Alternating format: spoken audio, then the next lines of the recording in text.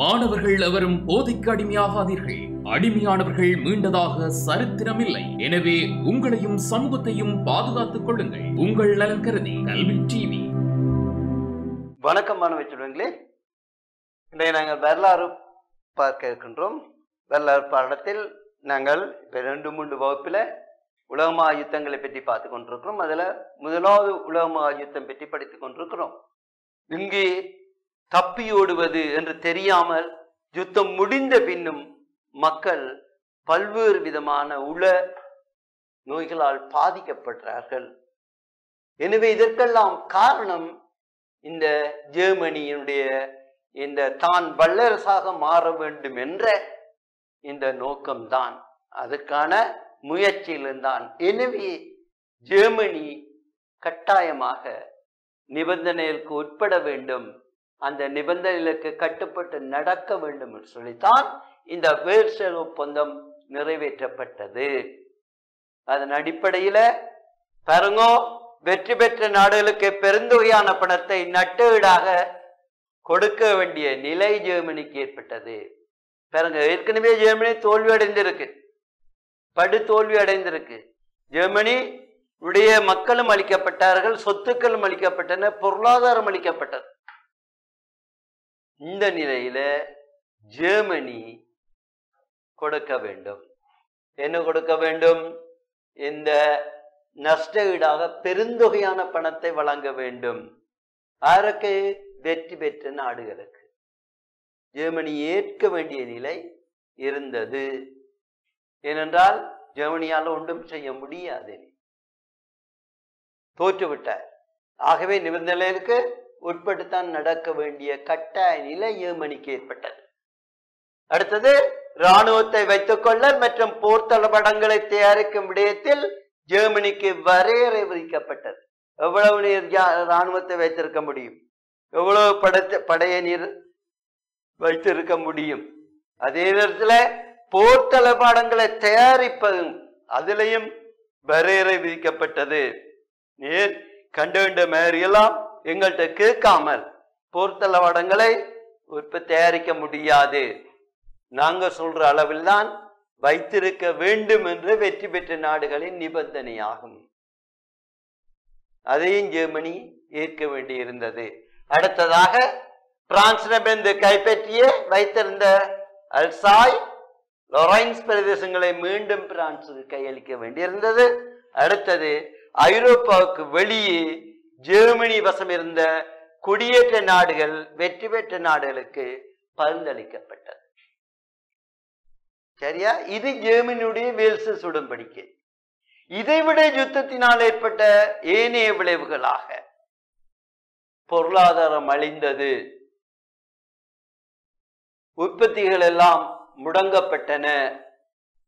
பொருளாதாரம் அளிக்கப்பட்டதுனால வயல் நிலங்கள் எல்லாம் போர் நிலங்களாக மாற்றப்பட்டன.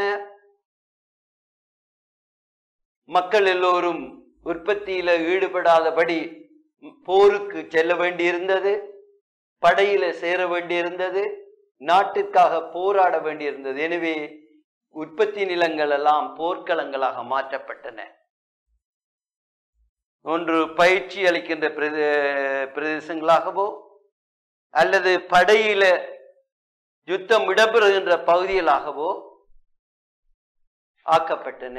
எனவே உற்பத்திகள் இடம்பெறவில்லை. இதே நேரத்தில் கைத்தொழில் பொருட்களை உற்பத்தி செய்கின்ற, நாளந்த பொருட்களை உற்பத்தி செய்கின்ற தொழிற்சாலைகள் எல்லாம் படைபலங்களை, இராணுவ தளபாடங்களை, யுத்த ஆயுதங்களை உற்பத்தி செய்கின்ற ஆலைகளாக மாற்றப்பட்டன பிள்ளைகள். எனவே கைத்தொழில் பொருட்களை உற்பத்தி செய்கின்ற ஆலைகள் எல்லாம் இன்றைக்கு ஆயுதங்களை தயாரிக்கின்ற ஆலைகளாக மாற்றப்பட்டன. எனவே உற்பத்திகள் இடம்பெறவில்லை. இதே நேரத்தில் உற்பத்திகள் குறைந்ததனால விலைகள் அதிகரித்தன, பொருட்களுக்கு தட்டுப்பாடு நிலவியது. இதனால் மக்கள் அல்லோகல்லோகப்பட்டனர். பஞ்சம், பசி, பட்டினி வாட்டி எடுத்தது. அதே நேரத்தில் தொற்று நோய்கள் எல்லாம் உருவாயின. சுகாதாரம் இல்லை, நல்ல வாழிட வசதிகள் இல்லை, போக்குவரத்துக்கெல்லாம் அழிக்கப்பட்டு விட்டன. இதனால மக்களுடைய இயல்பான வாழ்க்கையும் மாறியது. மக்கள் எல்லோரும் உணவுக்காக, குடிநீருக்காக, இருப்பிடத்துக்காக போராட வேண்டிய நிலை ஏற்பட்டது. விளங்குதா பிள்ளைகள்? சுகாதார சீர்கேடுகள், மருந்துகள் கிடைப்பது அரிதாக இருந்தது, பொருளாதாரம் அளிக்கப்பட்டது, மக்களிடம் இயல்பான வாழ்க்கை வாழ முடியாத நிலை ஏற்பட்டது. அடுத்த நாங்கள் பார்த்தோம் பிள்ளைகள், சர்வாதிகார ஆட்சி முறை அளிக்கப்பட்டது. யுத்தத்திற்கு காரணமாக இருந்த ஜெர்மனி சர்வாதிகார நாடாக இருந்தது. அதே போன்று இத்தாலியின் சர்வாதிகார நாடாக இருந்தது. நாசிசவாதம் ஜெர்மனியிலும் பாசிசவாதம் இத்தாலியிலையும் தலை தூக்கி இருந்தது. சர்வாதிகாரம் மக்களை நசுக்கி புரிகின்ற ஆட்சி முறையாக இருந்தது. இதே நேரத்தில் ஜெர்மனி மட்டுமின்றி, இத்தாலி மட்டுமின்றி, ஹங்கேரி, துருக்கி இந்த நாடுகளும் பேரரசுகளாக மாறி அடக்குமுறைகளை மேற்கொண்டன. எனவே யுத்தத்தின் பின்னர் இவற்றுடைய சர்வாதிகாரம் தோற்கடிக்கப்பட்டது. இப்பொழுது மன்னராட்சியோ சர்வாதிகாரிகள் ஆட்சியோ இல்லாது அழிக்கப்பட்டது. இதுவும் யுத்தத்தின் முக்கிய விளைவாகும். எனவே நடந்தது, பல்வேறு இனங்களை கொண்ட சுதந்திர அரசுகள் தோன்றின. பல்வேறு இனங்களை கொண்ட சுதந்திர அரசுகள் உருவாக்கப்பட்டது. விளங்குதா பிள்ளைகள்? இதை நாங்கள் பார்க்கலாம். பல்வேறு இனங்களை அடிப்படையாக கொண்ட சுதந்திர அரசுகள் உருவாக்கப்பட்டன. விளங்குதா பிள்ளைகள்? முதலாம் உலக யுத்தத்தின முக்கியமாக விளைவாயிருக்கின்றது. அடுத்தது நாங்கள் பார்க்கின்றோம். இதுக்கு உதாரணம், அவ்வாறு உருவான அரசுகளுக்கு உதாரணம் பின்லாந்து, போலந்து, செக்கோஸ்லோவாக்கியா போன்ற நாடுகளை நாங்கள் கூறலாம். சுதந்திர நாடுகள் உருவாக்கப்பட்டமை, சர்வாதிகாரம் ஒழிக்கப்பட்டு பல்வேறு இனங்களை கொண்ட சுதந்திர நாடுகள் உருவாக்கப்பட்டன. அடுத்ததாக பார்க்கலாம் பிள்ளைகள், இந்த யுத்தத்தின் காரணமாக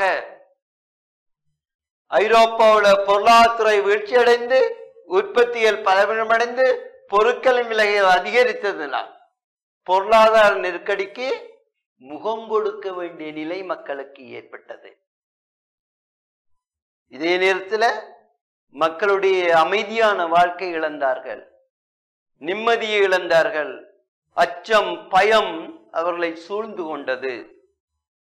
எந்த நேரமும் மீண்டும் எப்போது நாங்கள் சாகடிக்கப்படுவோம் என்ற பயம் அவர்களை ஆட்கொண்டது. அவர்கள் அமைதி இழந்து வாழ்ந்தார்கள், அவர்கள் பயந்து வாழ்ந்தார்கள். பிள்ளைகள்,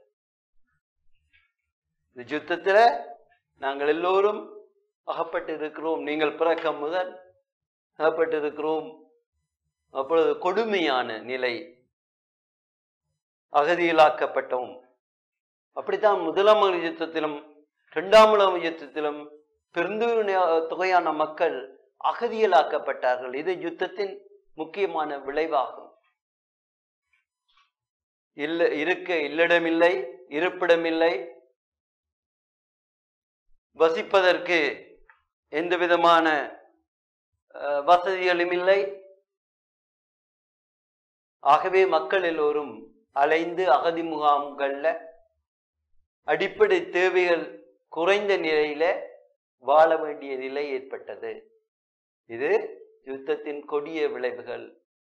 ஒரு பக்கத்தால உயிரிழப்புகள், சொத்துகள் எல்லாம் இழந்தன. இன்னொரு மிஞ்சியோர்ல பெருந்தொகையான அங்கவீனராக்கப்பட்டார்கள். இந்த அங்கவீனர்களையும் வைத்துக்கொண்டு மக்கள் இவர்களையும் சுமந்து கொண்டுதான் வாழ வேண்டிய நிலை ஏற்பட்டது. வாழ்வதற்கோ அடிப்படை வசதிகள் கூட மிக குறைவாக காணப்பட்டது. அடுத்ததான் நாங்கள் பார்க்கின்றோம் பிள்ளைகள், அமெரிக்காவும் பிரித்தானியாவும் வல்லரசு நிலைக்கு உயர்த்தப்பட்டது. உலகத்துல வல்லரசு நாடுகள் நிலைக்கு அமெரிக்காவும் பிரித்தானியாவும் உயர்த்தப்பட்டது. விளங்குதா பிள்ளைகள்? இதே நேரத்தில் நாடுகளுக்கிடையே ஒற்றுமையின்மையும் அமைதியின்மையும் மீண்டும் யுத்தம் வெடிக்குமோ என்றொரு அங்கலாய்ப்பும் அச்சமும் பீதியும் நிறைந்து காணப்பட்டது. அது ஐரோப்பாவில் மட்டுமின்றி ஐரோப்பாவுக்கு வெளியே இருந்த இந்த நாடுகளுடைய நட்பு நாடுகளுடைய அல்லது ஐரோப்பிய மத்திய அணியினுடைய குடியேற்ற நாடுகளிலும் இந்த பயம் இருந்து கொண்டுதான் இருந்தது.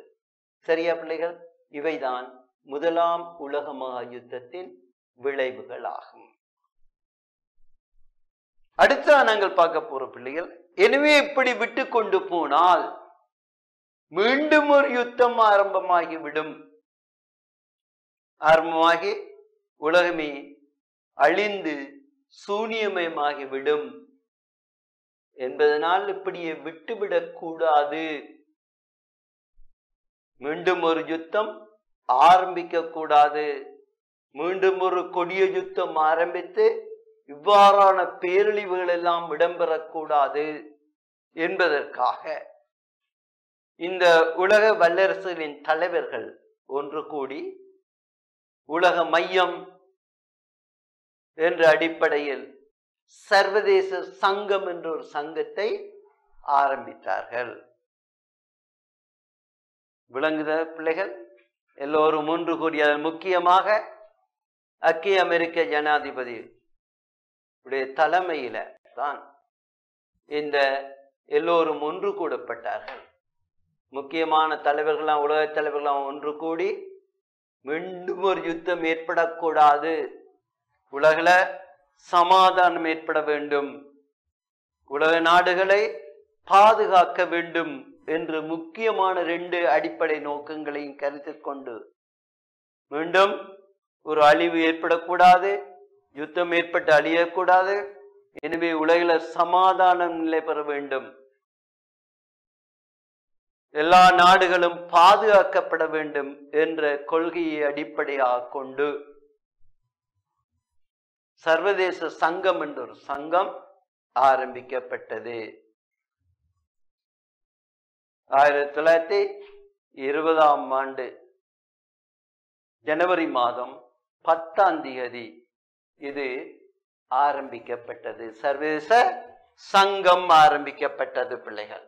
சரியா? இதை நாங்கள் பார்க்கலாம். பாருங்க, பாருங்க, 1919 நடத்தப்பட்ட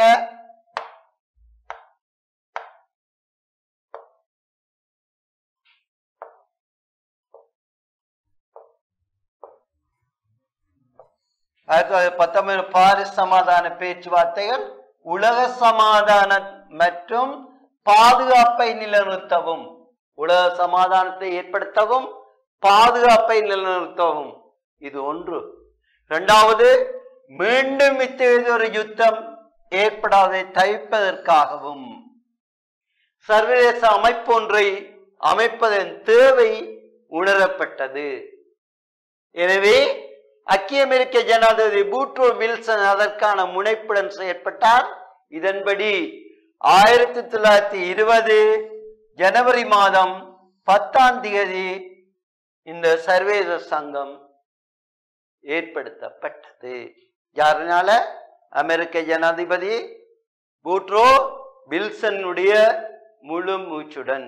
ஏனையவர்களும் அதில் பங்களிப்பு செய்தார்கள்.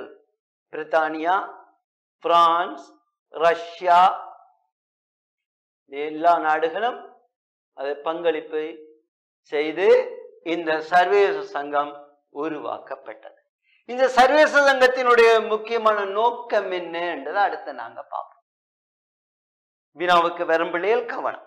இந்த சர்வதேச சங்கத்தின் முக்கியமான நோக்கம் என்ன? ஒன்று, நாடுகளிடையே ஏற்படும் கருத்து வேறுபாடுகளை சமாதானமாக தீர்த்தல். இது முக்கியமானது பிள்ளைகள். சமாதானமாக பேசி தீர்த்தல். நாடுகளிடையே காணப்படுகின்ற இடம்பெறுகின்ற கருத்து வேறுபாடுகளை, இன்றைக்கும் அதுதான் நடந்து கொண்டிருக்கிறது பிள்ளைகள். இன்றைக்கு இஸ்ரவேலுக்கும் ஈரானுக்கும் இடையில பெரிய போர் மூல இருக்கிறது. அது 3ஆம் உலக யுத்தமாக மாறும் என்ற நிலையில இருக்கின்றது. எப்போது நடக்கும் என்று எல்லோரும் எதிர்பார்த்து கொண்டிருக்கு. ஈரான் யுத்த பிரகடனம் செய்துவிட்டது இஸ்ரவேலுக்கு எதிராக. நான் உம்மை தாக்குவேன் வெகு விரைவில். ஏன்? இந்த ஈரானில அமெரிக்க இந்த பலஸ்தீனத்தின் என தலைவர், அரசியல் தலைவர் கொலை செய்யப்பட்டார். விளங்குதானே? அந்த கொலை செய்யப்பங்க ஈரான்ல கொலை செய்யப்படுகிறார். எனதுக்காக வேண்டி அவர் புதிய ஜனாதிபதியின் பதவியேற்புக்கு போயிருந்த போது அங்கு கொலை செய்யப்படுகின்றார். ஆறு பலஸ்தீனத்தினுடைய ஹமாஸினுடைய அரசியல் தலைவர். எனவே தண்டை நாட்டில் கொலை செய்யப்பட்டது. அது இஸ்ரவேல் தான் இந்த கொலைக்கு காரணம். எனவே இஸ்ரவேல் மீது பதிலடி கொடுக்கப்படும் என்று சொல்லி ஈரான் இஸ்ரவேலுக்கு செய்தி அனுப்பியிருக்கிறது. எப்போது அந்த பதிலடி இடம்பெறும் என்று தெரியாது. எனவே உலகம் முழுக்க அதை எதிர்பார்த்து கொண்டிருக்கிறது. இதன் ஊடாக மீண்டும் மூன்றாவது உலக யுத்தம் ஏற்படும். எனவே ஏற்பட்டால் கண்ண மூடி முழிக்கிறதுக்கு இடையில சாம்பலாகிவிடும் இந்த உலகம். அந்த அளவுக்கு எல்லா நாடுகளும் கொடிய போர் ஆயுதங்களை, அணு ஆயுதங்களை உற்பத்தி செய்து வெளியே வைத்திருக்கிறது. என இது ஏற்படக்கூடாது. ஏற்பட்டால் எல்லோருமே அழிந்து விடுவோம் என்பதற்காக இன்றைக்கு ஈரானுக்கும் இஸ்ரவேலுக்கும் இடையில இன்றைக்கு பேச்சுவார்த்தைகள் இடம்பெற்று கொண்டிருக்கிறது. ஏன் இந்த ஐரோப்பிய பேச்சுவார்த்தைகளில் ஈடுபட்டு கொண்டு இன்றைக்கு மீண்டும் இந்த யுத்தம் ஏற்படாத முயற்சிகளை மேற்கொண்டு இருக்கின்றார்கள்.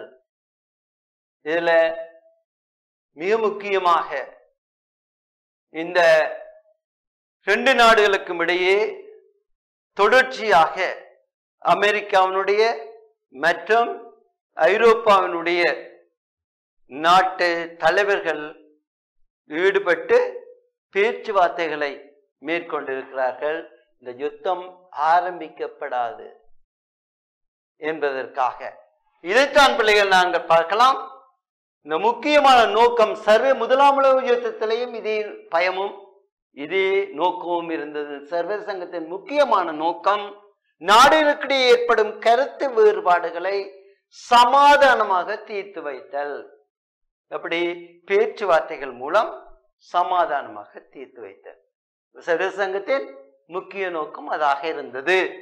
2வது பார்க்கின்ற பிள்ளைகள், எதிர்காலத்தில் உலக யுத்தம் ஒன்று ஏற்படுவதை தவிர்த்தல்.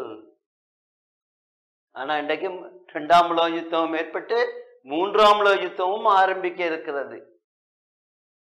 ஆகவே நாங்கள் என்ன பார்க்கின்ற பிள்ளைகள், இந்த மீண்டும் உலக யுத்தம் ஏற்படாது தவிர்ப்பதும் ஒரு முக்கிய காரணமாக இருக்கின்றது.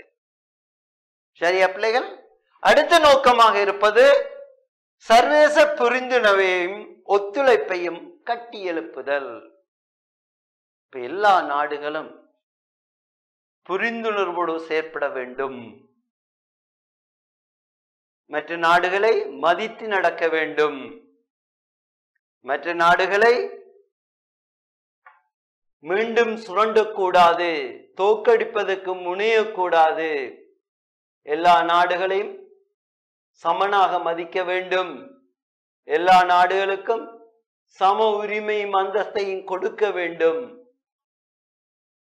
வளர்ச்சி அடைந்த நாடுகளோ அல்லது பெரிய நாடுகளோ என்ற நினைவில்லாமல் எல்லோருமே நாம் எல்லோரும் சகோதரர், நாம் எல்லோரும் மனித குலம், நாம் எல்லோரும் வாழ படைக்கப்பட்டவர்கள் என்ற புரிந்துணர்வுடன் எல்லோரும் உலக நாடுகள் எல்லாம் வாழ வேண்டும்.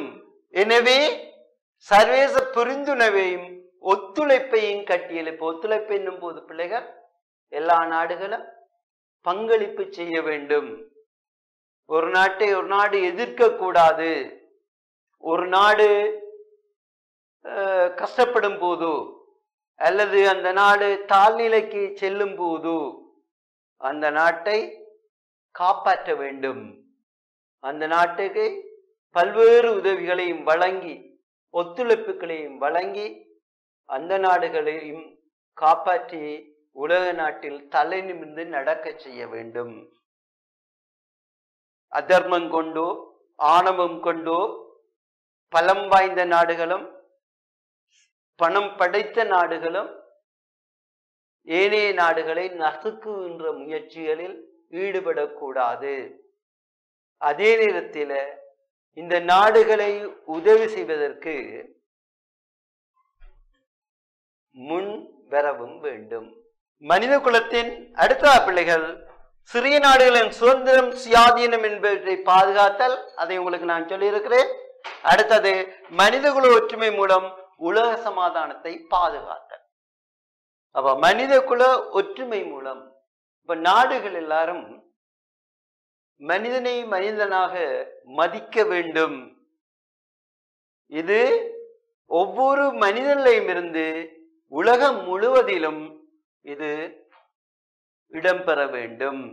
அதாவது மனிதகுல ஒற்றுமை மூலம் மக்களிடையே இருக்கின்ற ஒற்றுமை, அதை நாட்டு அரசாங்கங்கள் கடைபிடித்து நாடுகளை நாடுகள் மதிப்பதன் மூலம் மனிதனுக்குரிய மகத்துவத்தையும் உரிமைகளையும் சுதந்திரங்களையும் வழங்குவதன் மூலம் இந்த மனிதகுல ஒற்றுமையை பாதுகாப்பதன் மூலமும் உலக சமாதானத்தை ஏற்படுத்துவது சர்வதேச சங்கத்தின் முக்கிய கடமையாக இருந்தது, நோக்கமாகவும் இருக்கின்றது.